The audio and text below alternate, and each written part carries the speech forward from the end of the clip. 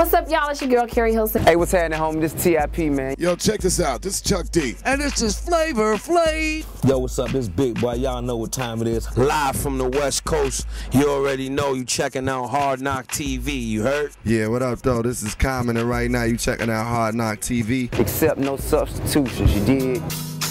Wake up, everybody. No more sleeping in bed. No more backward thinking. Time for thinking ahead.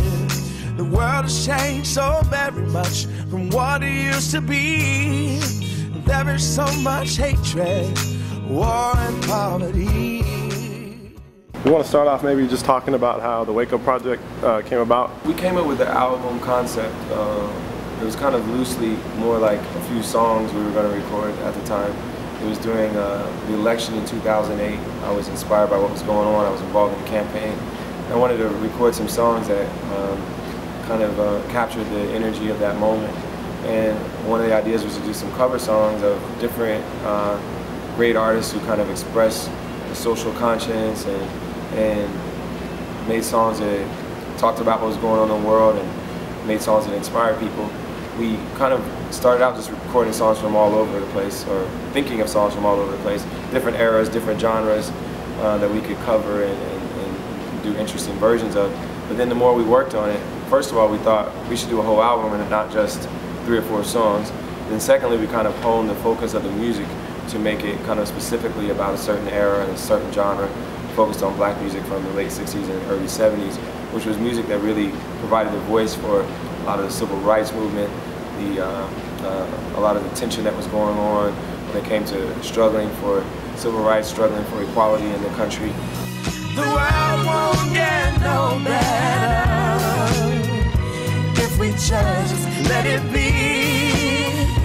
Oh no, the world won't get no better. We gotta change again, just you and me. A lot of the great musicians at that time were really making music that voiced those issues. And when we listen back to a lot of the lyrics from the songs, a lot of them still felt really relevant now. Songs protesting the Vietnam War could just as easily have been written about Afghanistan or Iraq, or songs that protested inequality in the inner cities could just have easily been written about today. And so, you know, the lyrics felt really relevant, the music felt really necessary and needed right now, given the musical landscape, and it just felt like a project we needed to do. You know, I released Evolver, which was released in October 2008.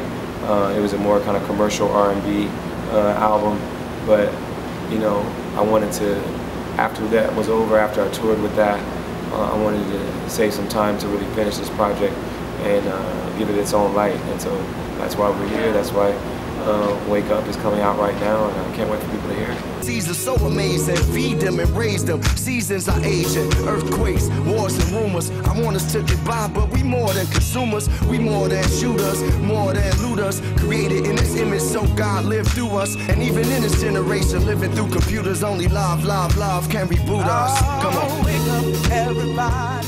How did you actually pick which songs you wanted to reinvent? I mean, there's a lot of songs from there. Yeah, we could have picked a number of songs, but part of the strategy was to pick songs that haven't been covered by so many people. You know, we could have done What's Going On by Marvin Gaye, which is one of the kind of classic and most memorable songs of that era. But that's part of why we didn't do it, is because so many people have done it. It's such a significant part of America's musical memory. We wanted to do something that, you know, might have been overlooked. And so we did other songs. We still did covers of great artists like Marvin Gaye, Aretha Franklin, Donny Hathaway, Nina Simone. But we did some of their kind of overlooked cuts and tried to bring some light to some things that people may have not heard before. What do you think it is about the content in R&B in the 70s that's kind of lacking in today's R&B? Well, I think there was a depth in the content back in the 60s and 70s that is kind of missing right now. I feel like R&B is kind of pretty much all about sex at this point. I think R&B is pretty much all about sex at this point. It's kind of glosses over the rest of humanity, and there wasn't a lot more depth back in the 60s and 70s. He talked about what was going on in the world.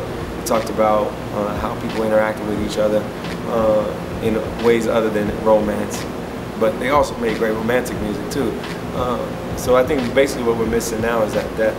And I think this album was trying to provide some depth to the R&B landscape, to the pop music landscape, and to my own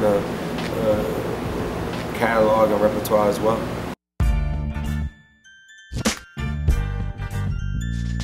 Stay tuned, this is the game of life, and these are the cards I've been dealt. Give you the real deal, live footage, so you can feel for yourself. It's uncut and raw, ghetto reporter since before the new world was in order. Embedded in places you dreaded and never thought of. The corners, the streets and projects, the one-bedroom apartments, the hood. I'm the voice for all of y'all misunderstood. It's because I'm hip-hop, maybe I was born from the struggle. Hustle and hover above the earth, observe the concrete jungle, and expose all lies. From the block, it's all lies.